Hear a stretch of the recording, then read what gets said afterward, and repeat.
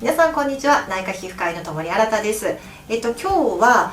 日焼け止めの塗り方っていうの、どれぐらいの量塗ったらいいのかとかっていうのを今日はお話ししようと思うんですけれども、前回日焼け止め、日焼けね絶対しちゃダメですよと、日焼けが一番老化の原因ですってお話をしたんですけれども、それをしっかりと防御するのはやっぱり日焼け止めなんですね。なんですけど、結構聞くと日焼け止めをちゃんと塗れてない人が多いので、なぜ日焼け止めをこういう風に塗った方がいいよというのを私の顔を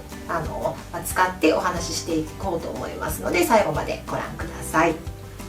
では最初に、ちょっとおさらいになっちゃうんですけども、日焼けがなぜ悪いかっていうことなんですけれども、光老化という言葉があって、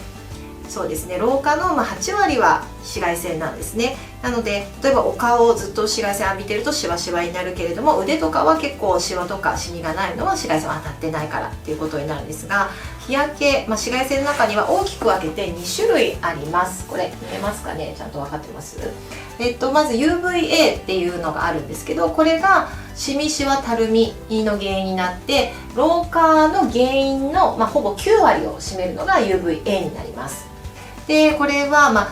実は年中降り注いでいるんですよ。そう年中で、ただ特にピークっていうのは4月5月6月7月8月とかあるんですけども、でも大体1年中あるのが UVA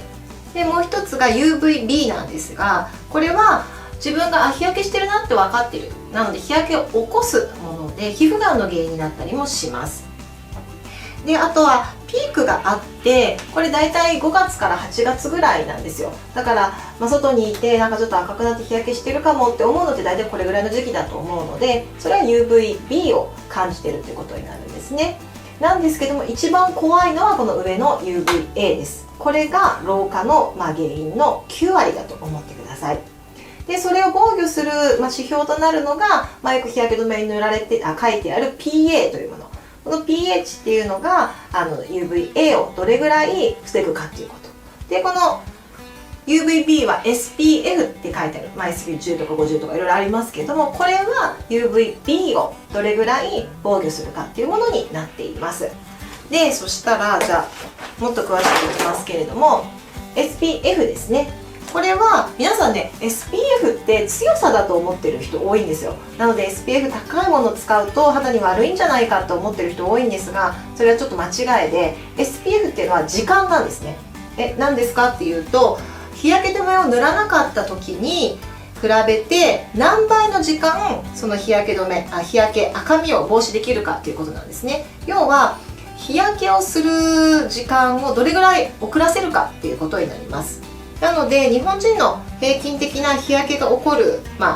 時間、何も塗ってないとですね、これでスキンタイプによって分かれるので、だいたい日本人の方のスキンタイプでいくと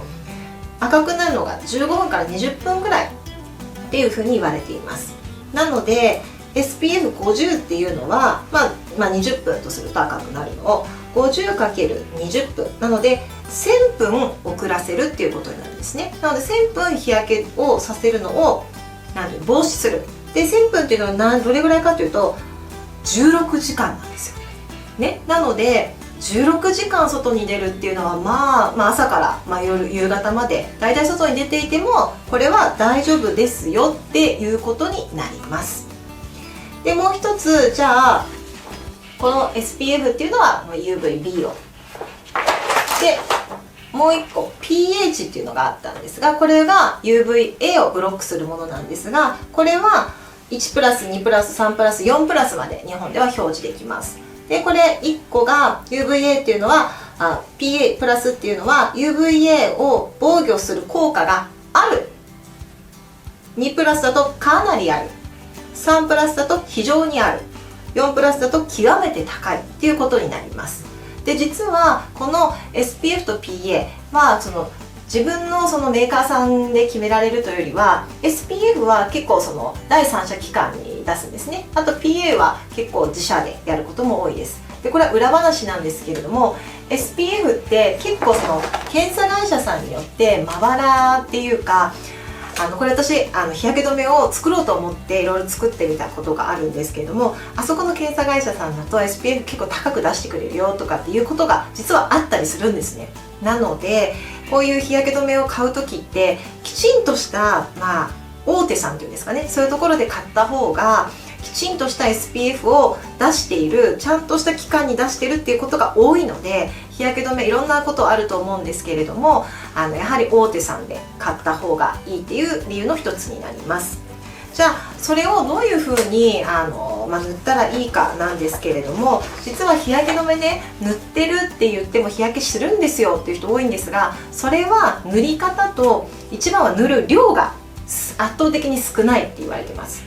なので SPF 値をしっかりと出すにはしっかり塗らなきゃいけないんですね。でその理由をご説明するんですが、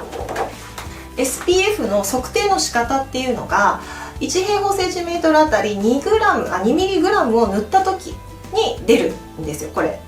そう1平方センチメートル2ミリグラムで、人間の顔の面積って、ものすごいちっちゃい人から大きい人までいると思うんですけど、だいたい小さい人だと280ぐらいで、大きい人だと420ぐらいなんですね。これって解剖的に。そうすると平均を350とすると、350×2mg なので 700mg 必要っていうことになります。でこの 700mg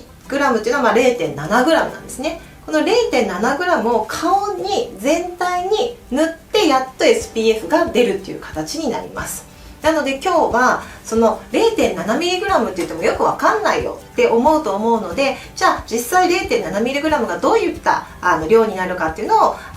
お見せしたいと思います。ではじゃあどれぐらいが 0.7 なのかをやりたいと思います。で色がついた方がいいと思うので今日はBB クリームにしてみます。じゃあいきますね。早速ビューっと、これで 0.3 です。0.5、これで 0.6、どっちだでも 0.6 か。これでこれくらいで7ですね。これでちょうど 0.7 です。結構多いと思うんですよね。どうですかね皆さん。なんかよくパール粒何個分とかって言うと思うんで、普通のこれ私が一般的だと思うパール粒を持ってきたんですけど、多くないですか？結構多いですよね。あとちょっとじゃあ500円玉とも比べてみようと思うんですけども、結構多くないですかね。結構多いんですよ。ではこれが 0.7g だって分かったと思うので、これから顔洗ってきますので、その顔洗った状態でこの 0.7g を顔に塗った場合どういう風になるかっていうのと、私がどういう風に日焼け止めを塗っているかっていうのを次回の動画でご説明しようと思います。では次回もお楽しみに。